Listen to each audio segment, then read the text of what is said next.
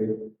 Hello, so I'm Dr. Sam. This is Dr. Sam's Health, but it's our field interview with Dr. Devos, who you likely know as the Lifting Dermatologist. He's got his own channel, and right now I'm here in his clinic in Newport, Belgium.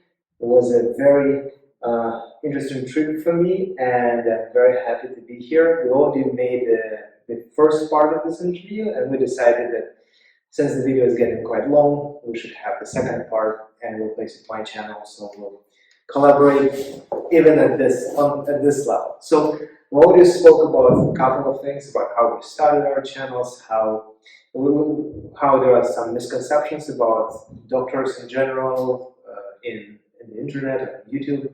And the first misconception we spoke about was the doctors are pill pushers. Right now, I would honestly like to talk about another one, which is something I hear a lot, that doctors do not know anything about nutrition. What is your take? How do you feel as a doctor? Well, welcome in Belgium, Dr. Sam, and thank you for the first part of the interview on my channel. And this is actually a very good question, because when I studied medicine, the part about, it's called dieetleer, about all the knowledge about diet and nutrition, that was a very small course. It's only a few hours a week, a few months, and that was it. And I wasn't even, as a lifter then, not even very interested in the matter, because it was all about, well, an egg is 78 calories and this and that, and it was really interesting, and it was all about diabetics and what they should do, and it wasn't really interesting for me even as a lifter. So I had really to study myself a lot.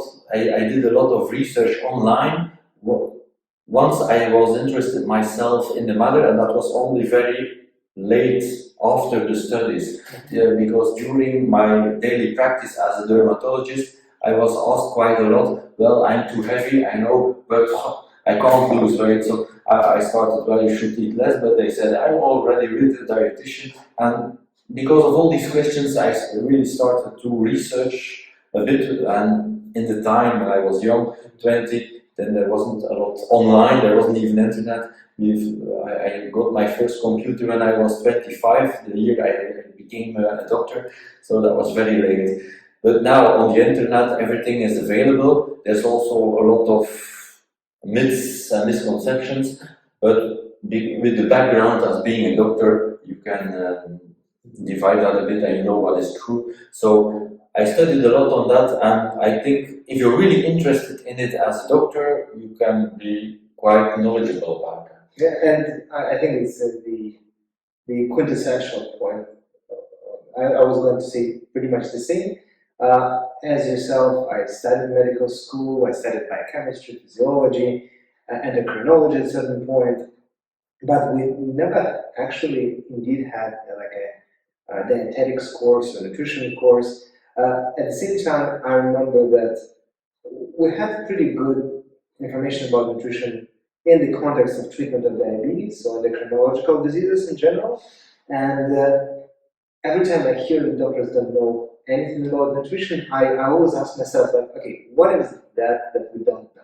And actually, right now I'm reading the NSC textbook. They have a couple of chapters, and I attended the course. And honestly, I was the most knowledgeable person in the room, to the point that it was a 2-day course. On day 2, some guy there said, "Well, I thought that you were some sort of a professor because I was talking to my wife over the phone and talking to this one guy there who knows everything." But I, as yourself, actually, at a certain point, I became interested in nutrition, and I realized that doctors have certain limitations in terms of nutritional knowledge in general. Yes, we do study basic science really well at a certain point.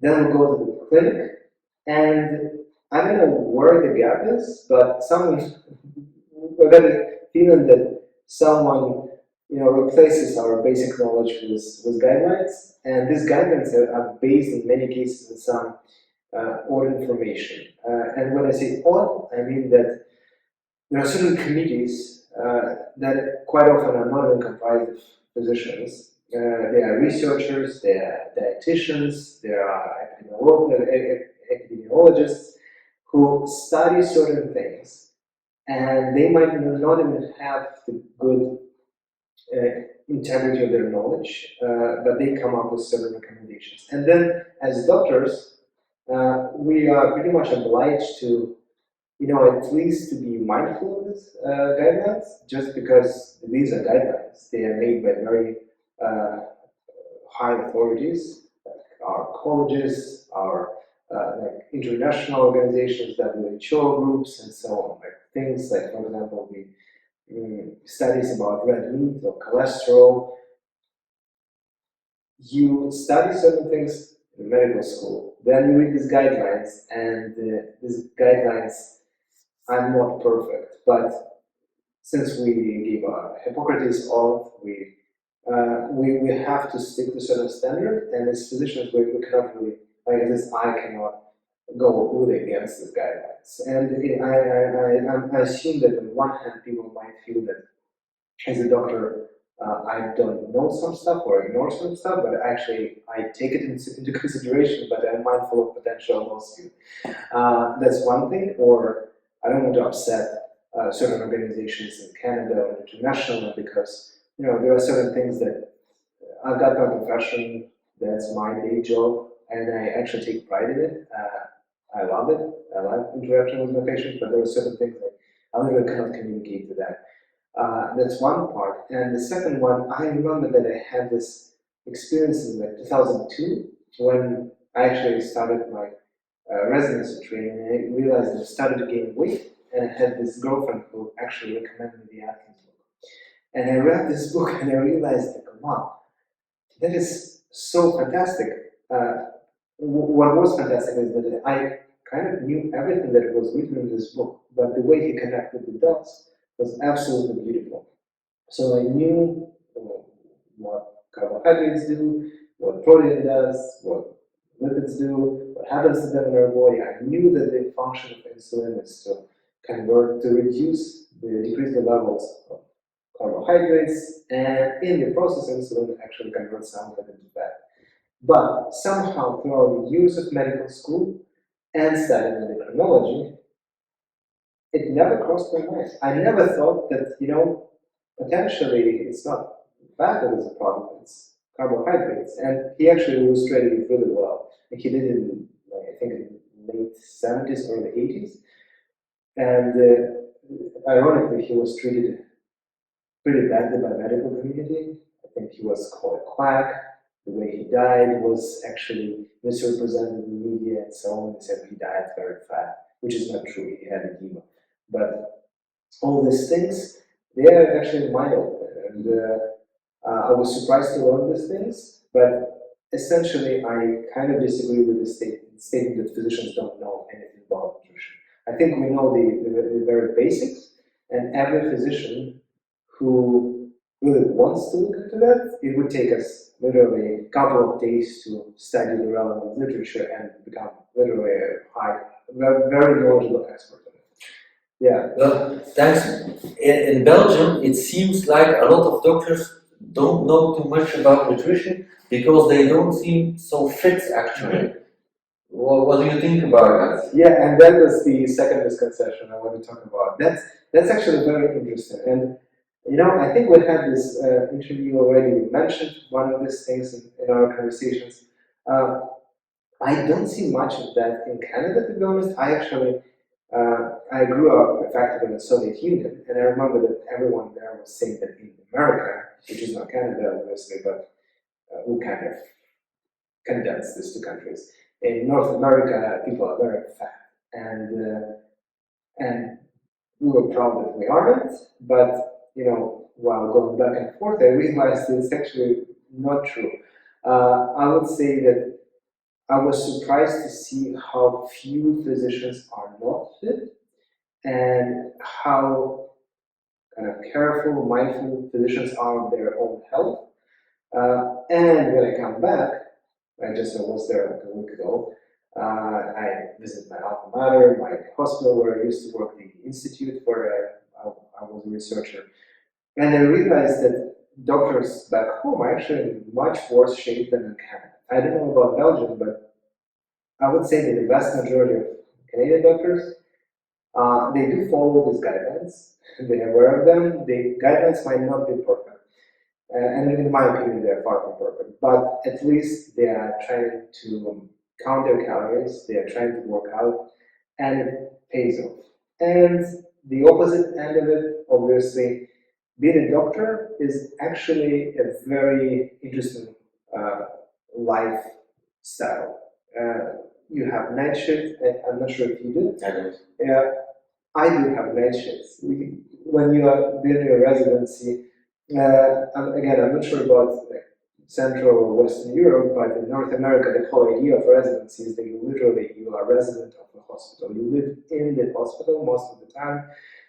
You don't have enough sleep. Accordingly, I actually am surprised that they trust residents with any kind of serious decision making, because we know for sure as doctors that neuroscientists that people who are sleep deprived, they cannot make right decisions. It's like the cortex is like 40% functional. That's one thing. But decisions about food intake are actually heavily affected by this. We're stressed, we are sleep deprived, and in many cases we actually feel hunger when we're not really hungry. We just want something. We are emotional eaters.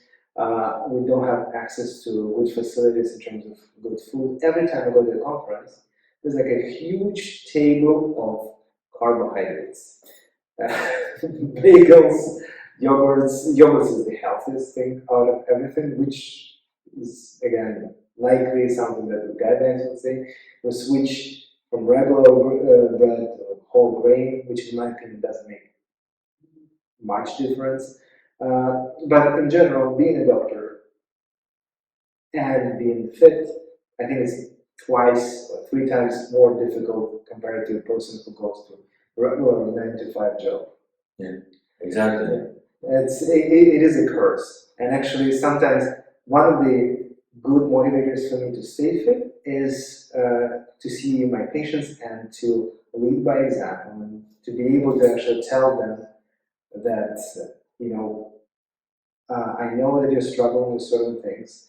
I've been there too. I started gaining weight at a certain point of my life, but there are easy ways to actually control your weight, and you would benefit a lot. And actually, I think I told you earlier that sometimes I have patients with chronic back pain or arthritis who become dependent on opioids. I'm a psychiatrist and addiction specialist, so I see a lot of people like that. And in many cases, it's actually very difficult to convince these people to lose weight. But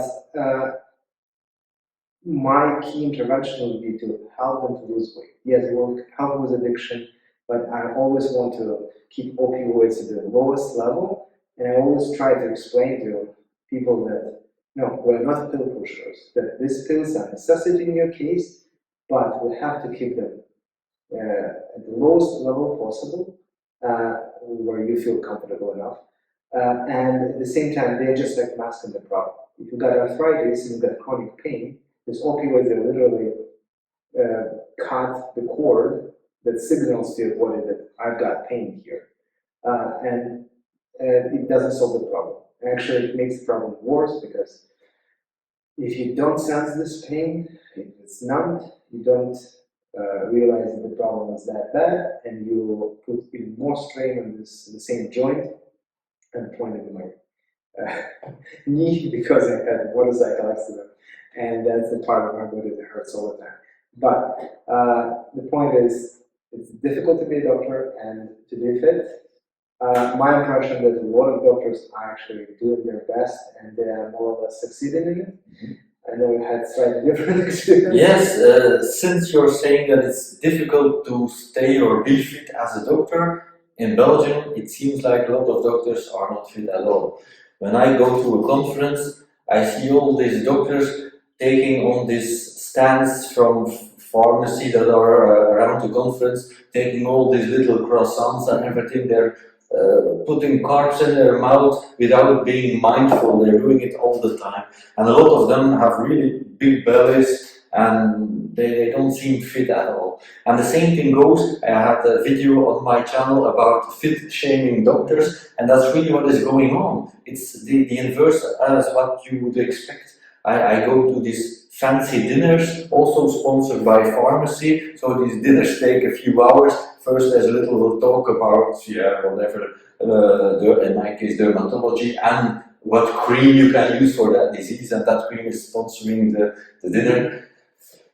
So at the end of the evening, everyone is filled up with 3 courses, 4 courses.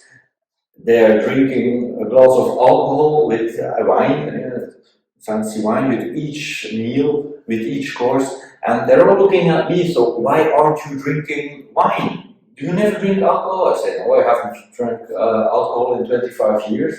Why not?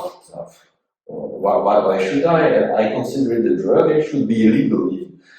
Because you're all getting into your cars after this meeting at midnight with 4 glasses of wine in your bloodstream.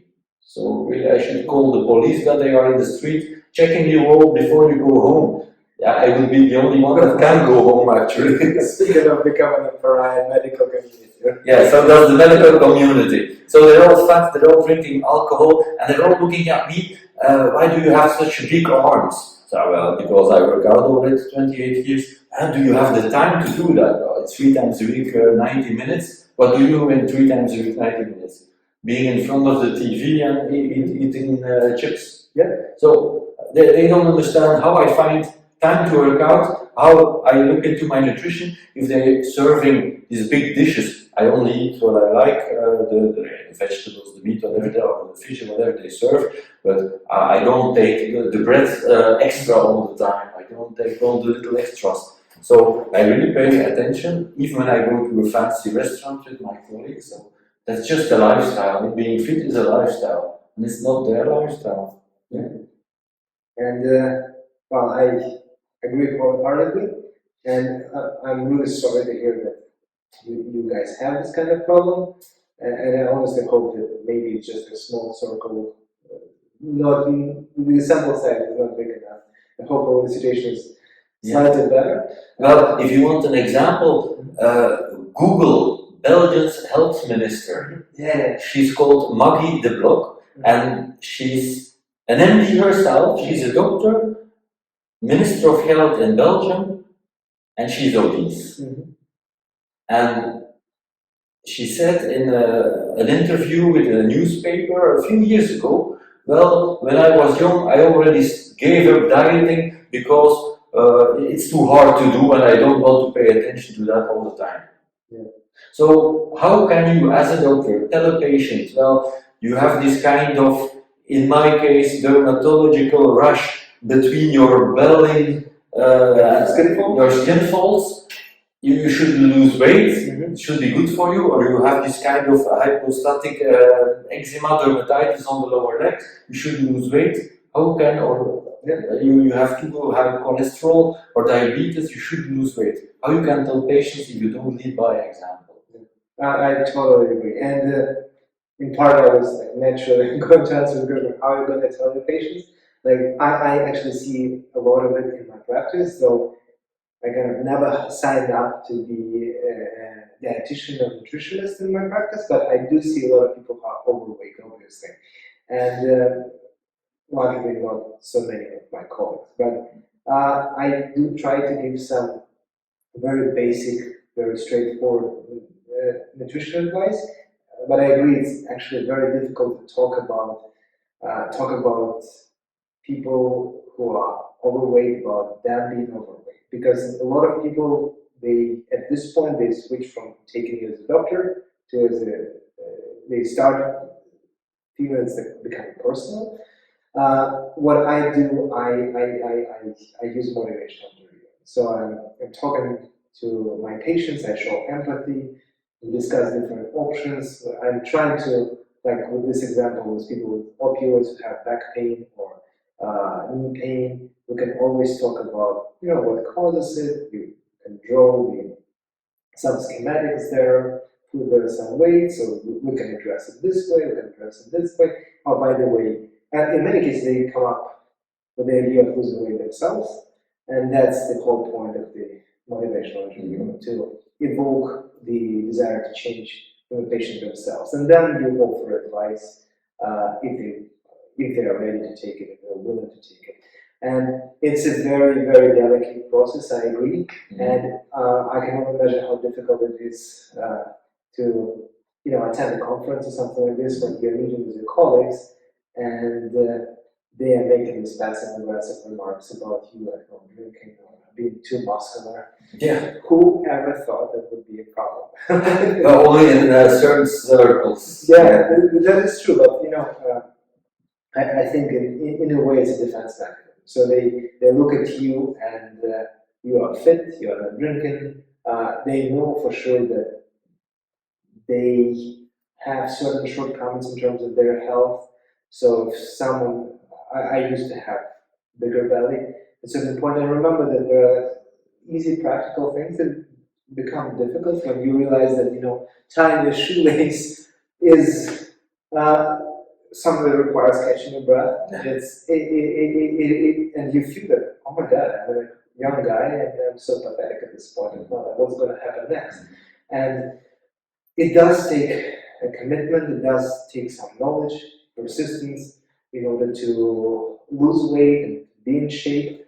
And when they look at you, if you have the perfect human being to them. Well, and then it's like you're shaming them by the fact of your existence. Please don't stop. Well, I won't. Yeah. Okay, so I think we covered these misconceptions very well. I agree. And there are so many things we definitely can talk about, but we don't want to extend this video beyond certain time frame. But in one of our videos that we made a while ago, we were going to talk about, we spoke about having some French fries and Belgian waffles. That's what we're going to do. That's what we're going to do now. Exactly. We'll take pictures and add them to this video. Exactly. And the plan was that we would work out. I'm a little bit pressed for time. So what we're going to do, we're going to ride bicycles there. And that will be our workout. Okay. And then we'll replenish our glycogen storages with this wonderful Belgian products. Okay. Thank you so much. Thank you. So now I'm with Dr.Devos, and as promised a while ago, we're having this wonderful Belgian fries. We already made a video, and we hope that after all this wonderful food, we'll be able to work out a little bit, maybe ride a bike. So Dr. Devos is my cameraman, and he also offered this wonderful gift of this amazing waffles, as promised. I'm gonna take a bite actually right now. I love carbs. So difficult to be on keto diet, but we'll see how my vacation affects my weight in general. Thank you.